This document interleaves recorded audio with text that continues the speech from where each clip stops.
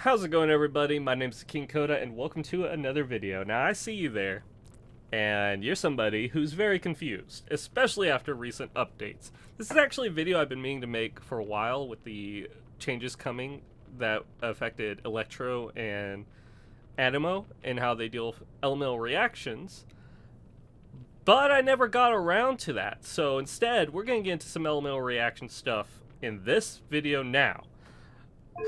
Now, what are LML reactions, how do you trigger them, and what's the point of them? Well, the point is they will do a ton more damage for you, and it's kind of the whole reason why you want to build out a team. Now, I have Yanfei here to help me kind of be a little guide Balancing in... the two is a discipline in its own right. Yanfei, shut up. Welcomes you. She's gonna help me show you guys what LML reactions are all about. We're going to come over to my favorite training dummy, this Ruin Guard over here, and we're going to show you the damage differences you can get from accomplishing LML reactions. So, if I just hit him with normal attack, you can see 480, 71, that's the amount of damage that I can regularly do. Now, if we apply an LML reaction, wait for him to stop that. Flashing show here. And now we hit him. Vaporize for 8,460. And that's just from causing the water and then hitting them with fire. Now, there are several different LML reactions that you can cause in the game. There is Swirl, where you hit any other element with Anemo. So, say I were to hit them with my Yanfei and put Pyro on them, and then I use, like, the Anemo powers of the Traveler. This will cause a swirl effect that will do a percentage of increased damage. It will also help spread the damage to others from your swirl. It spreads it out to cause others to become afflicted. There's Crystallize, which is the Geo elemental reaction. Any other element that comes into contact with Geo, like Zhongli, will make a Crystallize shell. Now, when you pick up the Crystallize orb, you will obtain a shield of the element you hit. There's also Burning. Now, this can only happen to Dendro when afflicted by Pyro. It's the only LML reaction involving Dendro, and it's the only LML reaction that players cannot actually purposefully set off. When you are fighting characters that have Dendro, for instance, the Dendro slimes, and you hit them with fire, they'll start jumping around and freaking out because they're on fire and are slowly dying. That's the effect of this, but there aren't any Dendro characters currently out or slated to be out anytime soon as of this video. Those are kind of the specialized LML reactions. Swirl, Crystallize, and Burning are all specialized. These are the only reactions these elements can make. Anemo can only cause Swirl, Geo can only cause Crystallize, and Dendro can only cause Burning. Then, if we look over at the other main elements, like Pyro, Pyro can cause 3 LML reactions itself. It can cause Vaporize by coming into contact with Hydro. It can cause Overload by coming into contact with Electro. And it can cause Melt by coming into contact with Cryo.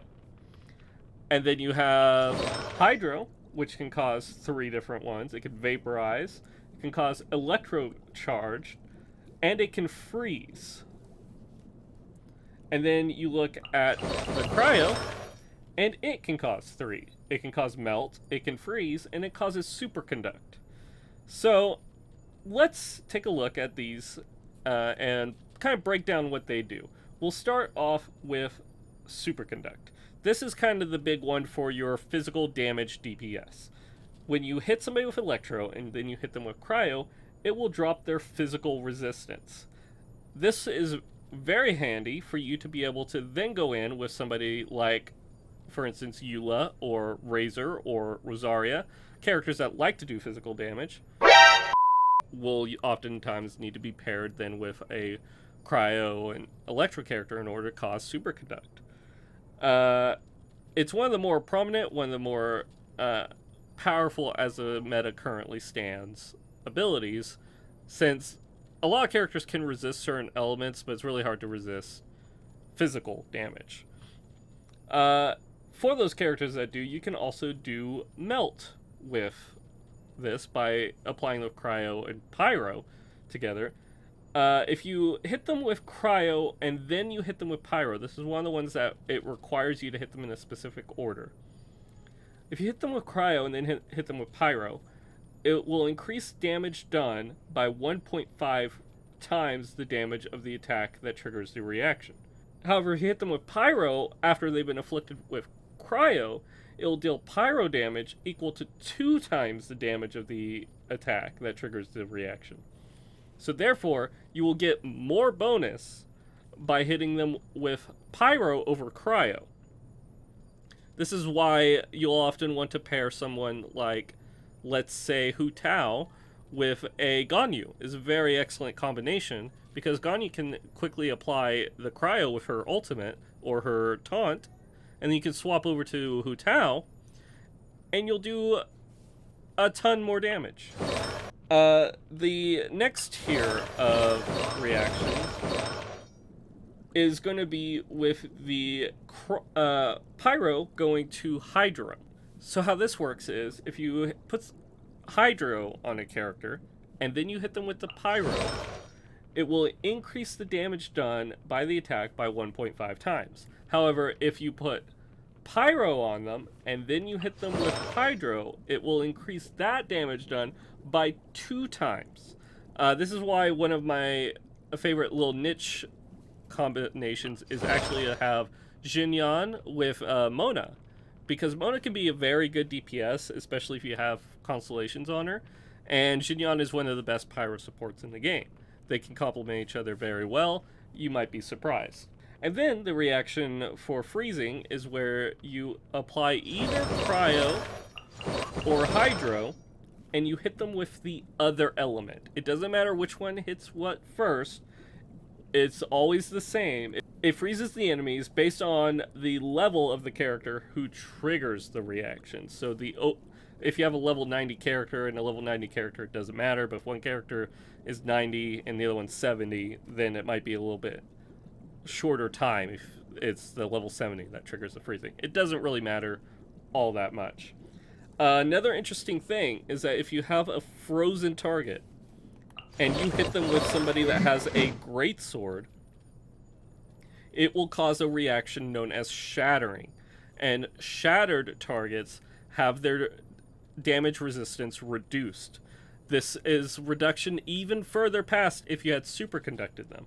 So if you can superconduct and freeze a target, you will greatly reduce their resistance to not just physical damage, but all forms of damage.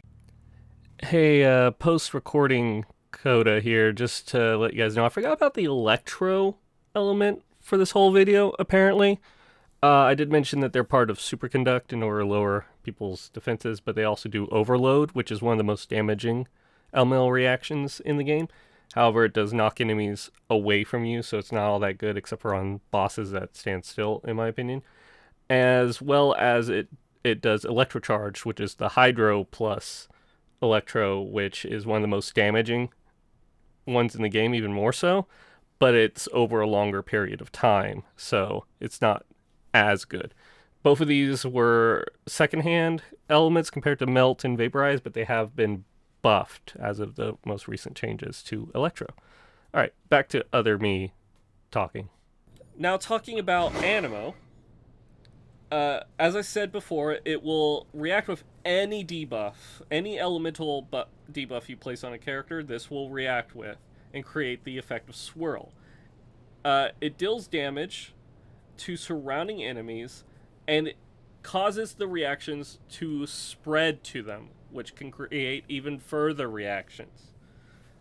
Anemo is one of the most versatile and most often used elements within team comps, simply because it's an easy way to keep your damage going from one target to the next and not have to reapply it yourself. With Geo, as I said, it will create a crystal, and you pick up the crystal and you get a shield of that type. And Dendro only exists as an enemy element right now, and only has the burn effect with Pyro. So that is all of the elemental reactions broken down. Now let's talk damage numbers. Xinyan's going to be talking a lot for this, and I hope I don't go insane. So, when we're talking about the damage caused by elemental reactions, what we're talking about is the character's overall damage, their attack stat, their crit damage, all that, as well as their elemental mastery. So, as I currently understand it, when you hit a target, the first thing that gets calculated is your character's attack versus the enemy's resistance. So say you hit somebody for 100 damage, and they are able to resist 30% of that damage. That means you will hit them for 70 damage. Now, take that number, and it goes against your crit rate. And your crit rate says, okay, did this hit that you do, did it also crit? If yes, it applies your crit damage multiplier. If no, it would not apply your crit damage multiplier. Let's say, for the sake of this video, that yes, we hit a crit on our 70 damage. Therefore, its damage number will go up to 113.89 damage. And of course, it'll probably round up that 0.89, so you'll do 114 damage.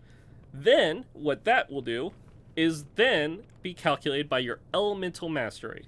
If a reaction occurred for that damage, now at the very end of all this damage calculations, LML Mastery will tell us if we dealt more damage or not. As you can see, the higher a character's LML Mastery, the stronger the elemental energy that can be released, increasing damage caused by Vaporize and Melt by 31%. Also increases the damage caused by Overload, Superconduct, Electrocharged, Shattered, and Swirl by 130%, and increases the damage absorption power of shields created through Crystallize by 50%. So what does all that tell me? Well, we're not going to count the shield strength. That's kind of a different calculation all in of itself. Right now we're just going over damage. If you want a video going over shield strengths and the importance of shields, let me know in the comment section down below. I'll be sure to make that. But for the sake of this, we're going to say that we hit them with a Vaporize. So what that means is the damage gets multiplied by 31.3%. So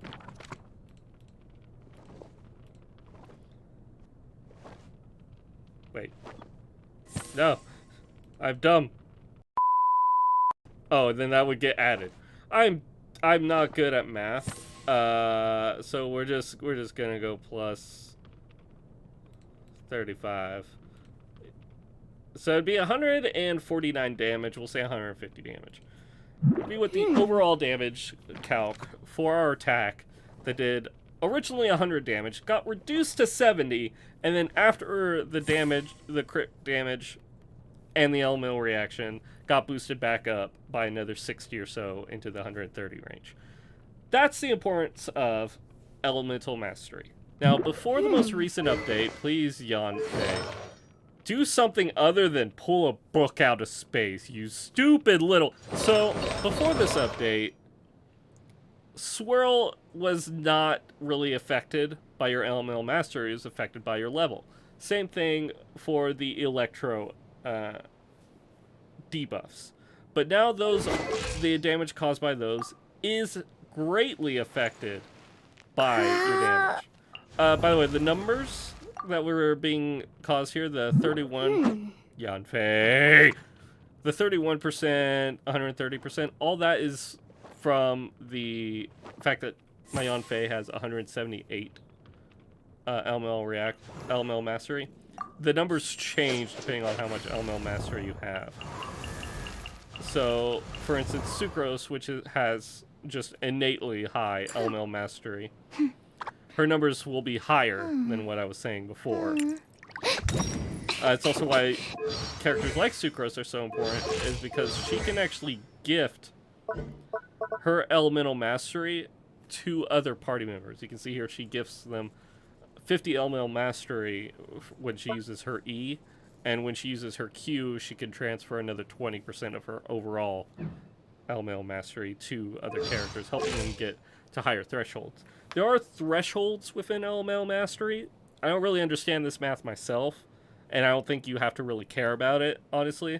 But supposedly, you want to aim for about 120, 100 to 120 elemental mastery on a character. That's going to be your main DPS. On a character like Sucrose, you want to get her as close to 300 as you can. Those are the recommendations that I saw online. I haven't seen it make any major differences, so get some elemental mastery on your characters. Don't aim for specific numbers. You're just gonna hate the artifact system more. Fun video for that coming soon. So that is it. That is everything you need to know about elemental reactions, elemental mastery. I'm pretty sure I covered all of the bases. If you have further questions, let me know in the comments section down below, and I'll see you guys in future videos. Peace.